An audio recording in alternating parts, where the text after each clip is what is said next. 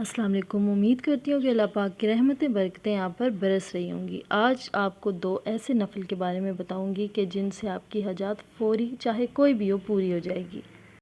حاجت کے کوئی بھی اگر آپ سمپل سے نفل پڑھتے ہو تو تب بھی آپ کی وہ حاجت لازمی قبول ہوتی ہے اللہ کے فضل و کرم سے، لیکن اگر جو میں آپ کو بتانے والی ہوں اس طرح سے آپ 2 نفل حاجت کے پڑھو گے نا تو آپ کی چٹکیوں میں کام ہوں گے انشاءاللہ۔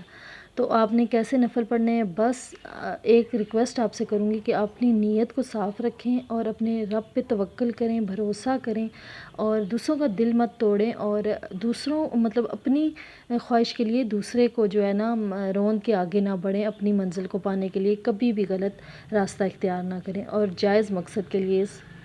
اس نفل کو پڑھیں تو دیکھیں کہ آپ کو منزل کیسے ملتی ہے، کیسے آپ کی منزل آسان ہوتی ہے۔ میں جو آپ کو 2 نفل بتانے جا رہی ہوں یہ ہیں 2 نفل حاجت کے بی بی فاطمہ کو آپ نے ان کا ہدیہ کرنا ہے۔ جی ہاں، بی بی فاطمہ خاتون جنت حضور پاک صلی اللہ علیہ وسلم کی لاڈلی بیٹی تھی، جنہیں کوئی بھی بات منوانی ہوتی ہے، اگر صحابہ کرام کو بھی وہ بھی آپ فاطمہ رضی اللہ عنہا کو کہتے کہ آپ حضور پاک صلی اللہ علیہ وسلم سے ہماری سفارش کریں، تو آپ نے بھی کیا کرنا ہے، 2 نفل حاجت کے آپ نے پڑھنے ہیں۔